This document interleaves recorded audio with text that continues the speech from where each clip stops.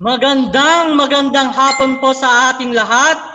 Mula Luzon hanggang Mindanao, mga giliw naming tagapanood, mga estudyante namin, mga ka-DRR, mga kapamilya, mga kaibigan. I'm your tutor Leo, your loving tutor, your environmentalist tutor, and your optimistic friendly tutor. And ang partner ko, na walang iba kundi si Of course. Yes naman. Good afternoon, Tutor Leo, no? So I am your emergency planner, community helper, and outgoing tutor patrol na si Tutor Echo from Philippine Red Cross or MOOC City Chapter. Ayan, kamusta ka naman, Tutor Leo? Isang ligtas at masayang araw po sa ating mga giliw na mga nanood. Kamusta ako ngayon? So sa probinsya namin ng Isabela, medyo makulimlim at parang babagsak ang ulan anytime. So nag-iingat kami dito ngayon dahil baka may papasok na bagyo. Tutor Echo, how about you? Kamusta naman kayo? Yes. Dito naman sa amin, Tutor Leo, no, is napaka maulan dito, no? Isang linggo na straight yung pag-ulan dito. Kaya naman, yung mga tao sa amin dito is talagang naghanda na sa anumang sakuna. Naway walang mangyaring masama, no? Dito sa mga kababayan natin. And before tayo magsimula, Tutor Leo, siguro i-shout out natin ang ating kasama na si Tutor Edson, no? Tutor Edson, get well soon, no? Para makasama ka na namin dito sa ating Itulay program. Ayan.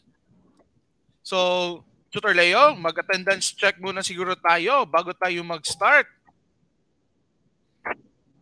Magandang hapon po sa ating mga partner school from Isabela, Aurora Senior High School, from Daniel R. Aguinaldo High School, sa mga taga-Davao, sa mga taga-Pampanga, sa mga taga-Bicol. Okay, sa mga probinsya na magandang hapon po sa inyong lahat. Alright. So, ayan, no, para sa ating mga learners dyan, huwag kalimutan na mag-share ng ating live stream. And konting reminder lang po, please be respectful with your comments, no? Kindly in the comment box, isulat nyo yung name, grade and section, school and location, at ang pangalan ng inyong teacher. Ayan. And of course, do not forget to like and share our DRRR Itulay with Tutor Edson, Tutor Leo, and yours truly, Tutor Echo. Ayan naman, Tutor Leo. Okay,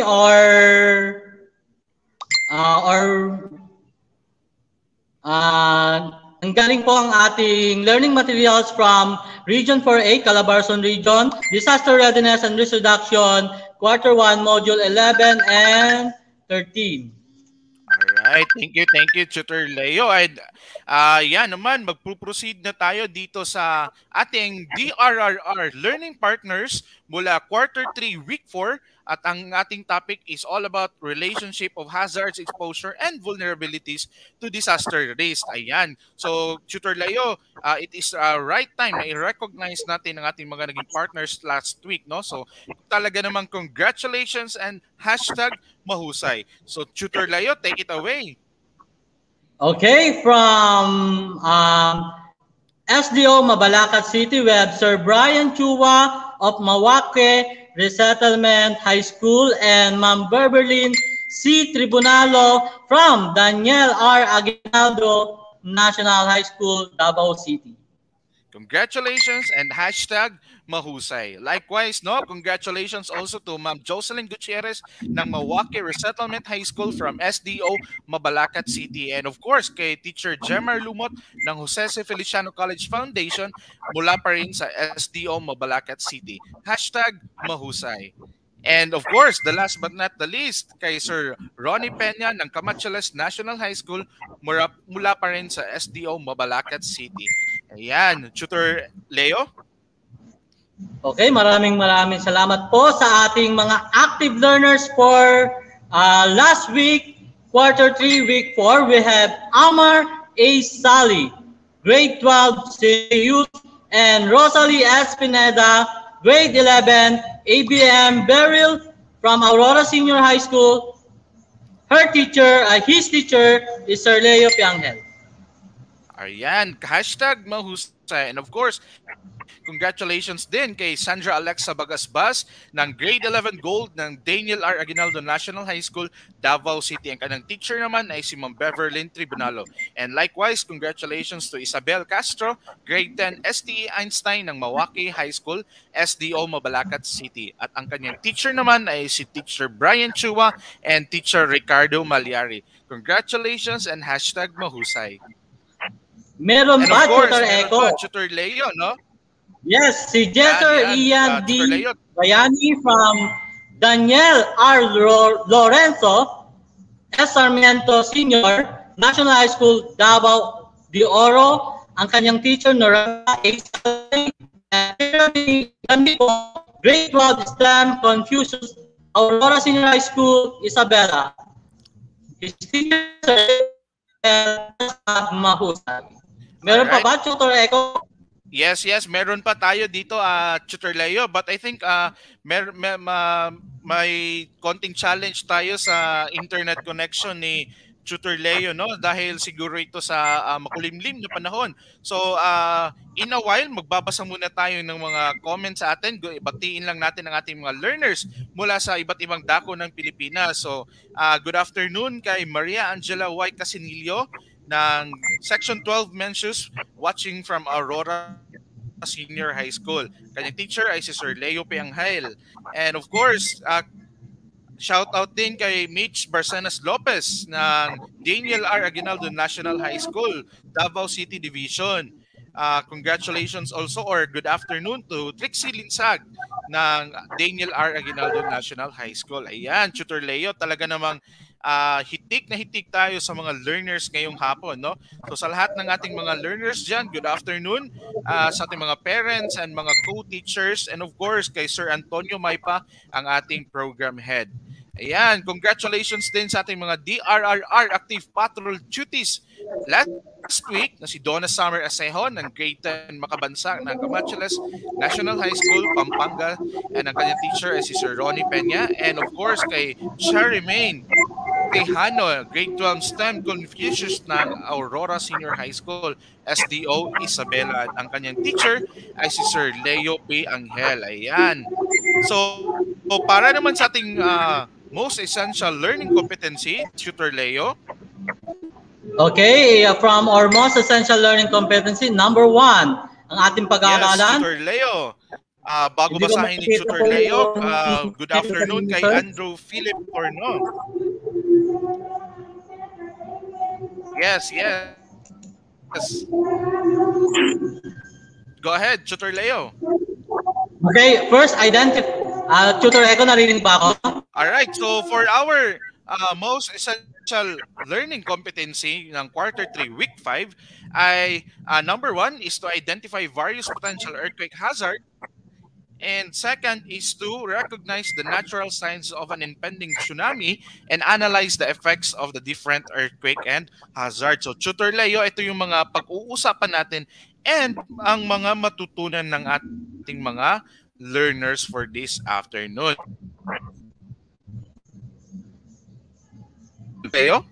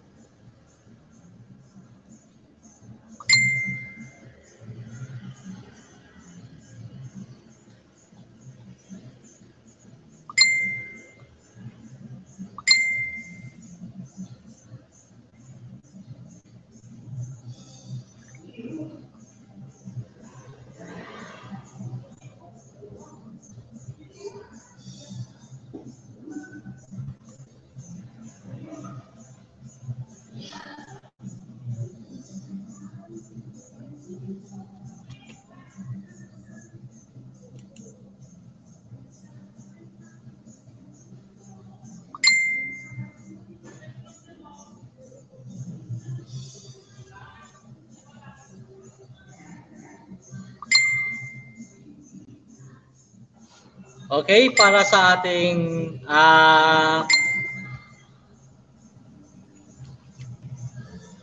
okay, so babatiin ko na lang po yung mga estudyante natin from Aurora Senior High School. We have Charlie Mintiano. Hello po. Tutor Okay, Leo. Hello, Tutor Leo.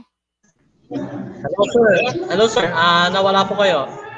Yun nga po, Tutor Leo, kasi nga po talagang malakas yung ulan namin dito. However, nakikita na po ba yung screen, Tutor Leo? Ayos po, sir. Loud and clear. Okay, narinig ko po kayo.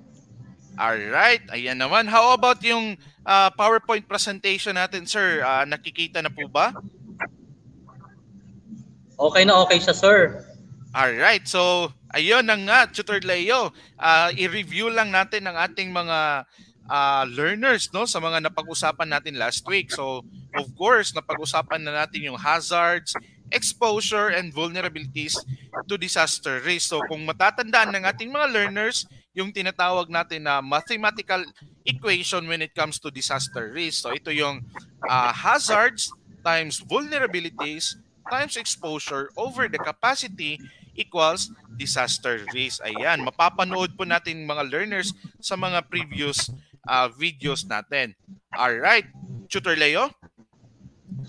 Okay, for our quarter 3, week 5, magkakaroon tayo ng review and ang pamagat po niya, name me, identify the type of hazard described in each item. Okay? Alright. So, next slide, Tutor. Tutor Echo.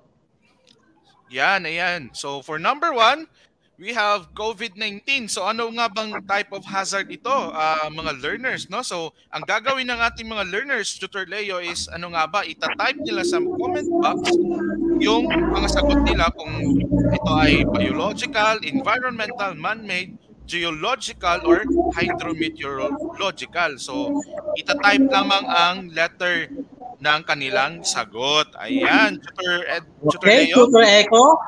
Babasahin ko kung ano yung kanilang sinagot. Sa Althea, ang sagot niya letter B.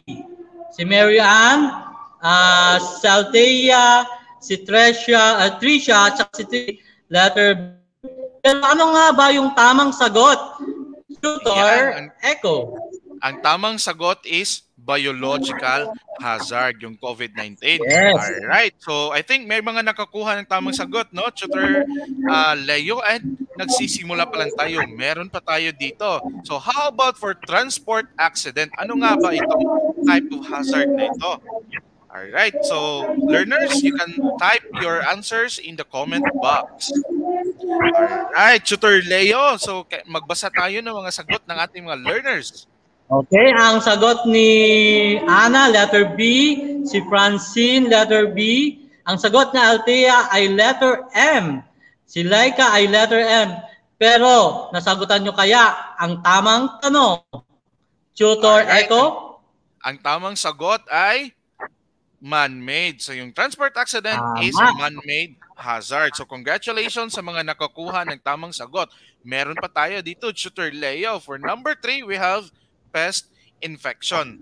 Alright, so ano nga ba ito? Is it biological, environmental, man-made, geological, or hydromet? Alright, learners, type your answers in the comment box.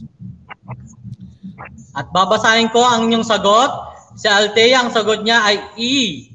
Si Andrea, letter M. Si Mika, letter E ang kanyang pinili. At yung iba, mostly ang sagot niya, Tutor Echo, ay letter E. Pero ano nga ba ang tamang sagot? Alright, ang tamang sagot is letter E, environmental Okay, hazard. Congratulations sa mga mahusay na nagsagot sa letter E. Alright, so for number 4, yan, tsunami. How about tsunami? Ano nga bang type of hazard ito? Is it letter B, letter E, letter M, letter G, or letter H? Ayan. So, okay, ang sagot nila, Tutor Echo, ay si Mika, letter E. Si Cherry, letter E. Si Jasmine, letter E. Si Kainit, letter G. Si Remar, letter H. Si Joshua, letter E. Si Jezabel, letter G. Pero ano nga ba ang tamang sagot? Alright, ang tamang sagot is letter G. Is it or it is geological hazard? Okay, Okay. malalaman natin mamaya. So for number 5, earthquake. How about earthquake? Ano nga bang type of hazard ito, Tutor Leo? So hahayaan natin sumagot yung ating mga learners, no? Okay. So habang nagta-type sila, good afternoon sa lahat ng ating mga learners, mga viewers dyan. Meron tayong 80 plus na mga viewers mula sa iba't ibang bahagi ng Pilipinas. Alright, Tutor Leo, ano nga ba yung mga sagot nila? 4, 3, 2, 1. Okay. Let's reveal kung ano yung tamang sagot, Tutor Echo. Alright, the correct answer is letter G. It is geological hazard. Alright, congratulations sa mga nakasagot.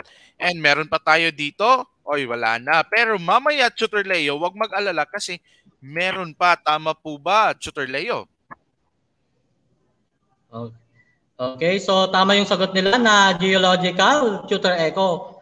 Pero, okay, itong mga hazard na ito, okay, what is the most valuable preparation? Okay, kailangan they know the hazard in their area, and that is the key. Okay? Anong ibig sabihin nito, Tutor Echo?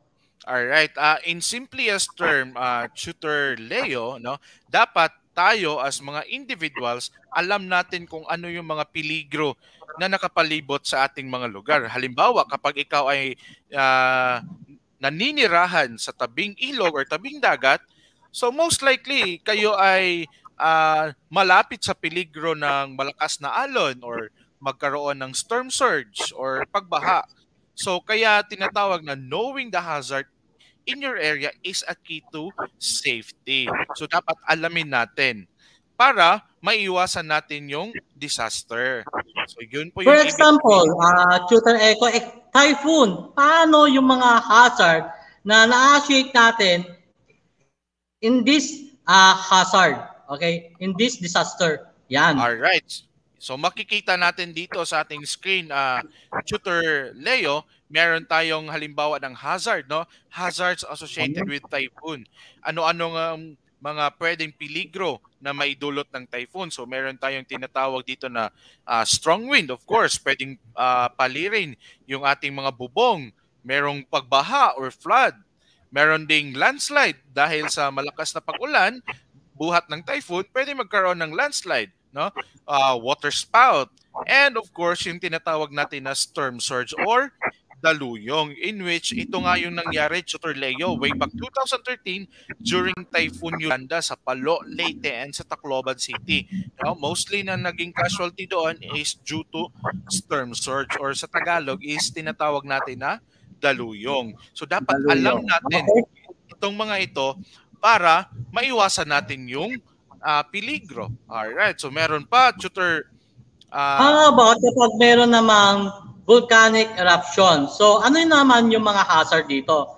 Okay, so meron tayong tsunami. Okay, meron tayong tinatawag na lava explosion, lahar. Meron tayong debris avalanche, pyroclastic fail, and we have noxious gas. Ito yung binubugang gas na magmula po sa volcano. Yan, okay, meron pa ba, Tutor Echo? Yes, tama yan, Tutor Leo. I think magandang example dito, or hindi siya maganda. Yung the best na example dito is yung nangyayari sa Bulkang Taal sa Batangas and yung sa Bulkang Mayon, no, na kapag ka nag-aalboruto yung bulkan is nagbubuga ito ng very toxic na gas, and of course yung lava and yung lahar, in which delikado sa ating kalusugan. O yun, Tutor Echo. Tao. Ayan, dapat alam ng mga learners natin yung area nila kung sila ay malapit sa bundok or active na volcano. Alright, meron pa yata dito, Tutor Edson, Tutor Leo, Tutor Leo. Meron pa, Tutor Echo, that is earthquake. So, may mga hazard during earthquake. For example, yung magkakaroon tayo ng tsunami, nagkakaroon tayo ng landslide, and mostly nagkakaroon po ng crack sa lupa because of what we call transform. Okay, sa plate boundaries, there are two plates na passing to each other. Okay, yung dalawa, nakikiskisan yung dalawang plate, kaya nagkakaroon tayo ng earthquake. And because of that focus and epicenter. Okay, mamaya i-discuss po natin mamaya yung focus at epicenter. Yes, Okay, yes. Mamaya tayo. bibigyang linaw natin mamaya, Tutor Edson, kung ano-ano nga ba yung mga hazards na associated with earthquake. All right. So, bakit nga ba nangyayari yung mga ito, Tutor Leo, and sa ating mga learners? Simply because yung Pilipinas, we are located under or in the Pacific Ring of Fire. So, isa itong area dito sa Pasipiko wherein matatagpuan yung mga mostly yung mga active volcanoes, no, underwater. So, kapag mayroong volcanoes and nag-e-erupt ito or pumuputok, nagkukos ito ng plate movement underground. So kaya meron tayong or most likely palagi tayong binibisita ng pagyanig dito sa Pilipinas. So hindi lang Pilipinas, nandyan yung bansang Indonesia, nandyan yung bansang New Zealand, Australia, and iba pa. Alright, so ano nga ba yung mga earthquake hazards, Tutor Leo? Okay, pag sinabi natin earthquake hazard, it refers to earthquake agent which have the potential to cause harm to vulnerable targets, which can either be humans, animals, or even your environment. So actually, Tutor Echo, okay, noong March 10, nagkaroon ng earthquake doon sa Davao Occidental, which is ang nakatala ito ng 3.2 magnitude.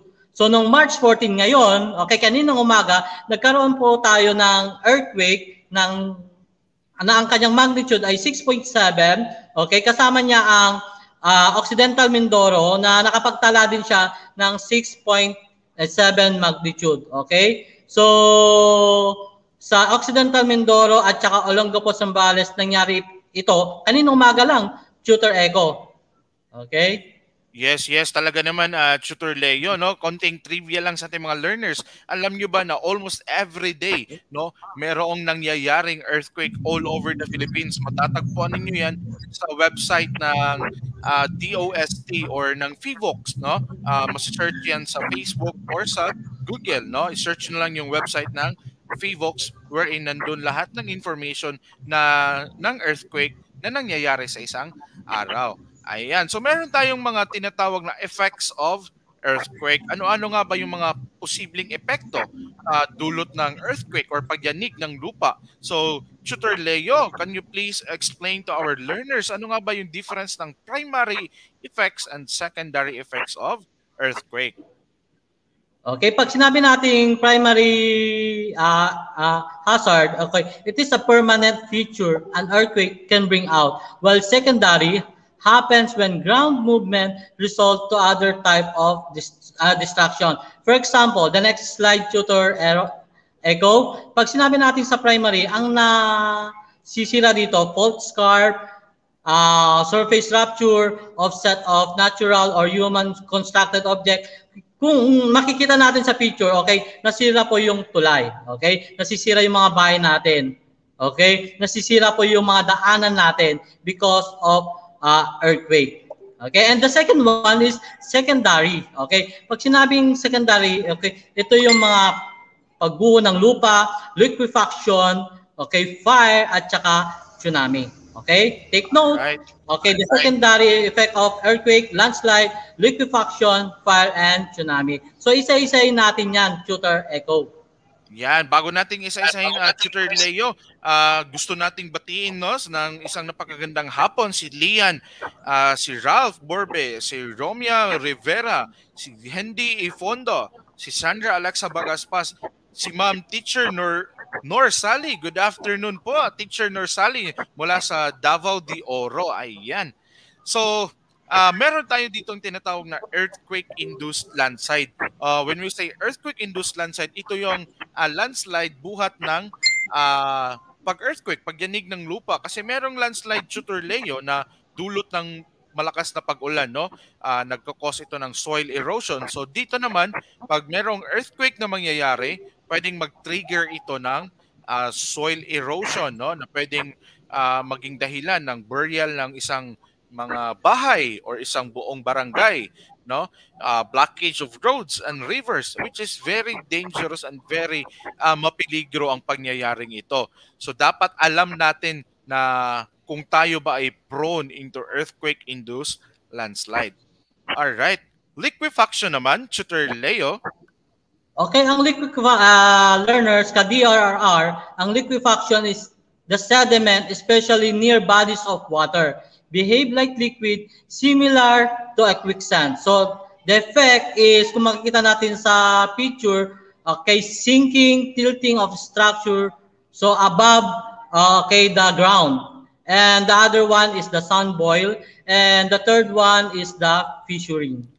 Okay? All right, so another example dito, Tutor Leo, is kapag halimbawa yung isang lugar or isang gusali, isang building is located doon sa tinatawag natin na reclaimed area, no? Pag sinabing reclaimed, ito yung body of water na kinonvert into a body, into soil, no, into a land para gawan ng building. So yan yung tinatawag natin na reclamation area.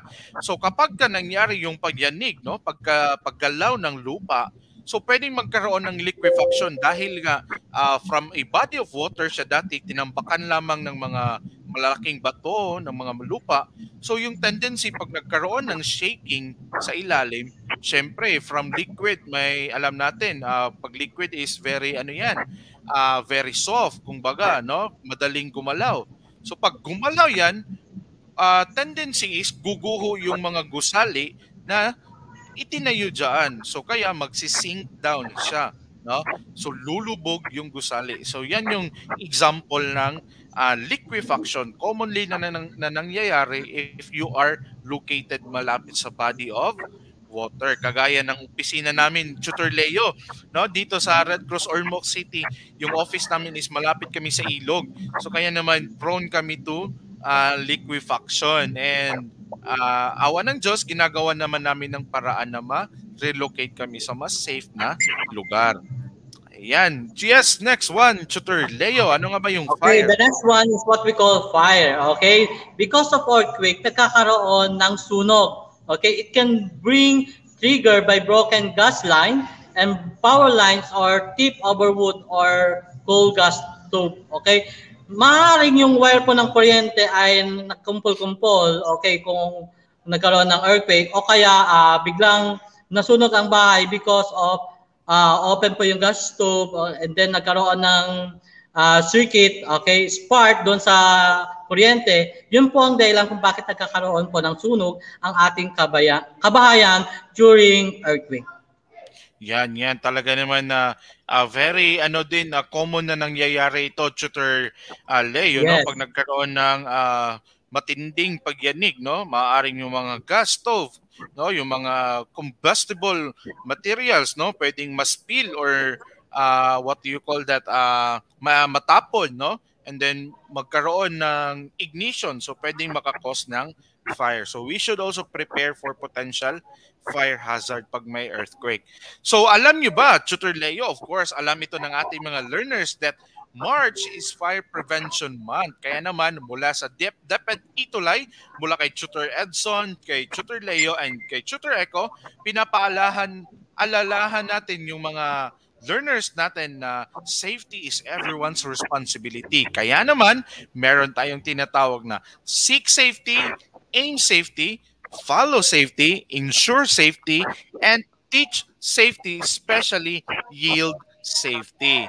Alright. So mag-iingat po tayong lahat, and tandaan po na prevention is better than cure. Ayan. Kailangan laging handa, no, Tutor Echo. And we have tsunami. It is a series of waves caused commonly by an earthquake under the sea. So ano nga ba yung epekto nito sa ating lugar? Magkakaroon po ng flooding, coastal erosion, drowning of people, damage to properties. Yan po yung magiging epekto kapag nagkaroon po ng tsunami sa isang lugar. Okay, so maraming dahilan kung bakit nagkakaroon ng tsunami. The first one is yung galing po sa outer space through asteroid, okay, nababagsak po sa Earth, okay, sa loob ng Earth. Yun pong dahilan kung bakit nagkakaroon ng tsunami. The second one is the earthquake, okay, kung bakit nagkakaroon po ng tsunami. How about these two, Tutor Eric, Tutor Echo? Yes, yes. Thank you, Tutor Leo. No? So, maaaring ding magkaroon ng tsunami pag meron tayong tinatawag na erosion tsunami. No? When we say erosion Yes. tsunami, nangyayari ito underwater. No? Yung mga lupa sa ilalim ng tubig is nagmo-move from one point to another point. Ang tendency niyan is hindi na level, hindi na pantay yung lupa sa ilalim. Kaya naman minsan is yung tubig ipinupush niya papunta Yes. sa shoreline. Kaya nagkakaroon ng Nagkakaroon silang erosion. landslide, Tutor. Yan, parang landslide lang din, Tutor Leo, no? But ito is underwater. Meron din Yes. isang cause ng tsunami, tinatawag na volcano tsunami, na sinabi nga natin kanina, Philippines is located under Pacific Ring of Fire in which maraming active volcano underwater. And of course, as we all know, pag nag-erupt ang isang vulkan, no? Especially underwater, nagkakos ito ng paggalaw ng lupa, no? And of course, pag mayroong movement ng lupa, pwedeng i-push din yung body of water papunta sa ating mga shoreline. Kaya, nagkakaroon ng tsunami. So, ano nga ba ang iba't ibang klase ng or iba pang hazards when it comes to Actually, related to Tutor Echo, okay, magkaiba ang tsunami at saka ng SACE, okay? SACE is spilling of close body of water due to earthquake shaking. Because of earthquake, okay, konting wave lang po ng tubig, okay? So mababa lang po, okay, yung wave po ng tubig. Pero kapag sinabi nating tsunami, to the highest level siya, okay, mataas po, okay, ng wave ng tubig. Yan, okay, yan. so the two types of tsunami, Tutor Echo, we have the local and the distant. Okay, okay. Pag sinabi nating local, it is 2 to 10 minutes to an hour. Samantalang ang distant, more than 1 day. 1 day or 1 to 26 hours nagaganap ang tsunami. So tsunami-prone areas in the Philippines. So makikita natin sa map, yung red line, okay, that is the local, okay, the local tsunami wherein nagkakaroon ng confinement ng tubig, okay? Saan ba galing yung tsunami? Within 100 kilometer, okay? So, ang bilis ano, Tutor Echo, sabi niya, 2 to 10 minutes nagkakaroon ng tsunami. Pero kapag yung tsunami is nakasama niya yung Japan or ibang country ng Pilipinas, we call it the distant tsunami. So, magkakaroon siya ng tsunami within 1 hour or 26 hours. Yan, Okay? yan talaga namang napakaliwanag ng explanation ni Tutor Leo, no? When it comes to the types of tsunami. Again, pag sinabi nating local, usually nangyayari within 1 hour. Pag sinabi nating distant naman is tumatagal. Bakit nga ba tumatagal? Kasi medyo malayo yung pinanggalingan ng or ng epicenter ng earthquake, kaya nandun pa nagmula yung body of water. Alright. Actually, yung Tutor Echo, meron siyang sign. Ito yung sign niya eh. Kung paano natin malalaman kapag meron ng tsunami. Tutor Leo. Okay? The first one is shake. Okay? Magkakaroon ng konting pagyanig ng lupa, earthquake. The second one is drop. A sudden seed water drop. Okay? Yung paparating na malalaking alon na galing po sa bodies of water, and meron tayong maririnig na roar or rumbling sound kasi iba yung tunog eh kapag lumaragasa na yung tubig, okay, na magmula po sa ating karagatan. Okay? Alright. So ito yung potential earthquake hazard natin, Tutor Echo, okay? So for our earthquake hazard naman, meron tayong dinatawag, of course, nabanggit na natin yung landslides, yung tsunami, and yung earthquake. So meron tayo ditong tinatawag na ground shaking din, ground rupture, and ground subsidence. When you say ground shaking, yung lupa lang mismo is yung nagsishake, gumagalaw. Ground rupture is sudden change of the physical aspect ng ground natin. And ground subsidence, ito yung parang lumulubog talaga. Nagkikreate ng parang crater, Tutor Leo. Ayan. Sige, pakita natin yung picture niya. Ako yung ground shaking. Okay? So, kapag ground shaking, makikita natin sa picture, okay, the damage or collapse of structure may consequently cause hazard such as liquefaction and landslide. Okay, so matutumba na yung bahay dun sa pader. Okay, the other one is what we call ground rupture. It is important not to build a structure on top of a fault line. Okay, that is according to PBOK.DOST.gov.ph. And the last one is what we call ground subsidence. So ano nga ba ito? Lowering of the ground surface. Kung makikita natin yung picture, yung bahay ay lumubog na siya sa loob ng lupa. Yes, parang from the root word, Tutor Leo, no, na nag-subside. No? Nag-subside yung mga objects na nakaibabaw dyan sa area na yan. Alright, so meron tayong tinatawag na impacts of earthquake and tsunami. Ano-ano nga ba yung pwedeng maging epekto nito? So pwedeng magkaroon ng effect sa physical aspects, sa economic and biological. Of course, when you say physical, ito yung casualties ng number of mga namatay, mga missing. When you say economic, ito yung mga aspeto na pwedeng naapektuhan ng mga businesses natin, yung mga pangkabuhayan, yung agriculture and livelihood. And biological, pwede din ito sa tao and sa mga kahayupan natin, no? Sa ating mga alaga. Alright. So, anong gagawin natin, Tutor Echo, kapag nagkaroon ng tsunami or earthquake? First, kapag meron ng earthquake, ang gagawin natin ay drop, cover, at saka hold on na lagi nating pinapractice sa school. Okay? Alright, meron din tayong tinatawag na go to higher ground, no? When there is a shaking and mapapansin natin yung body of water na unusual, no? Na parang biglang nag-low tide. So, isa yan sa mga early signs na pwede magka-tsunami. So we should go to higher ground and then stay there while the tsunami arrives. So ayan, yan yung mga things to remember pag magkaroon ng earthquake and then suddenly magkaroon ng tsunami. Alright. So konting trivia lang, Tutor Leo, no? Alam nyo ba na yung ating Office of the Civil Defense, no, is quarterly, no, nagkakaroon ng National Simultaneous Earthquake Drill.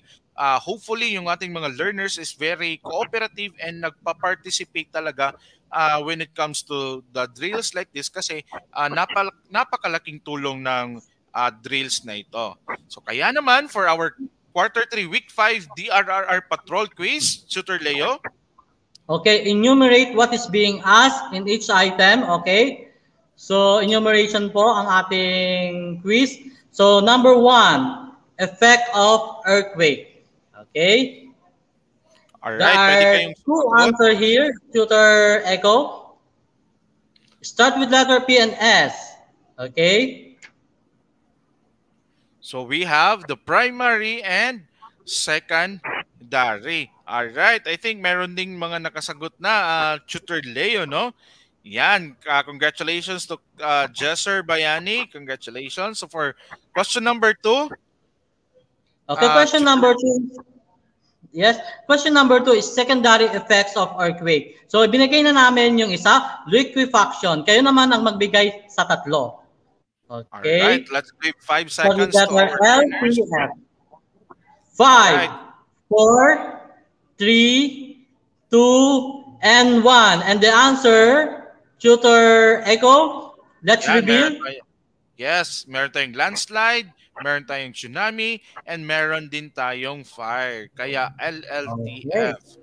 Alright, congratulations sa mga nakakuha ng tamang sagot. Congratulations and hashtag mahusay. Alright, for number 3, okay, Tutor Leo. Congratulations to Alexia at saka kay Donna. Sila yung nakakuha.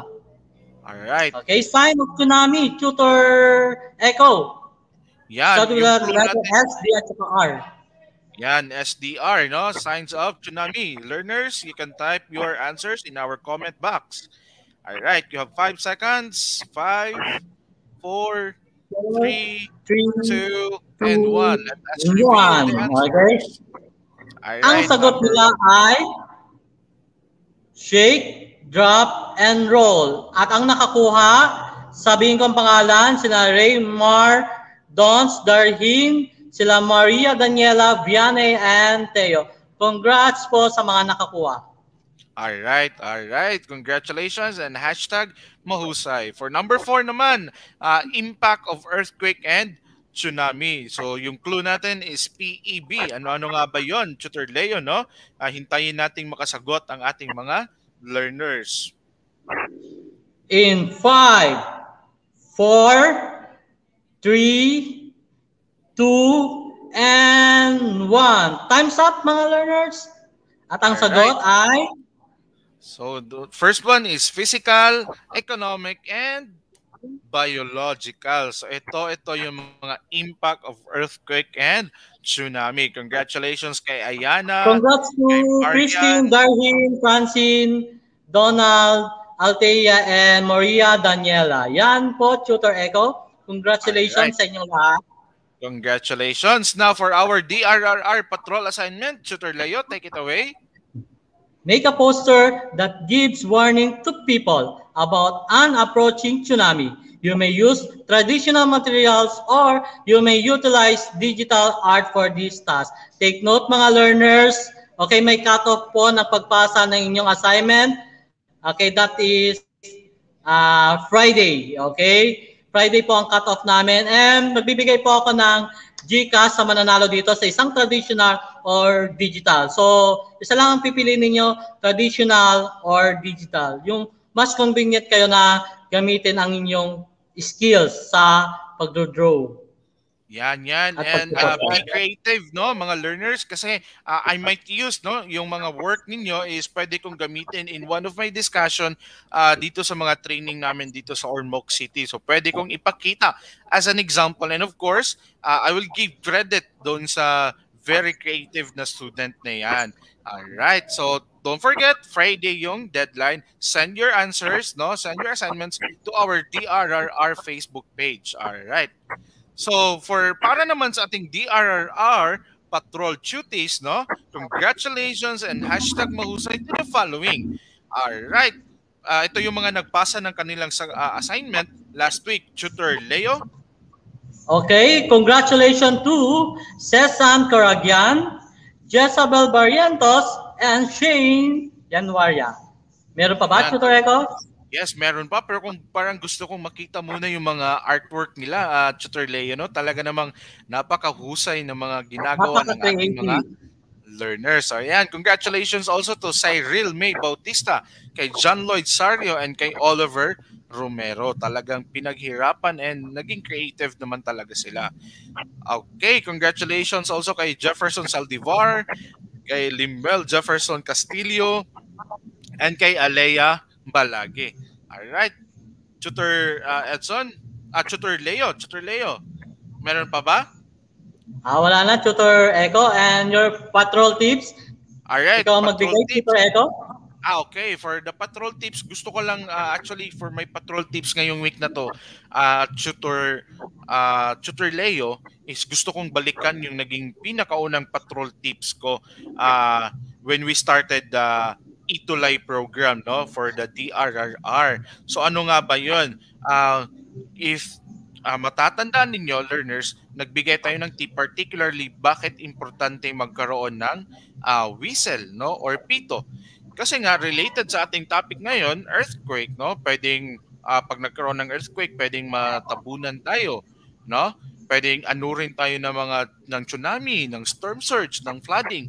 Kaya very important na magkaroon tayo ng whistle or pito to call the attention of the rescuers, your other family members, yung mga taga-barangay natin. So very helpful yung pito. Kaya naman, anywhere we are, it is very important to always bring a whistle with us. Alright?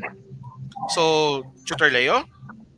Okay, our references is Disaster Readiness and Risk Reduction, ADM Module 11 to 13, Department of Education, Region 4A, Calabarzon. Online references, we have redcross.org.ph and www.rexstore.com.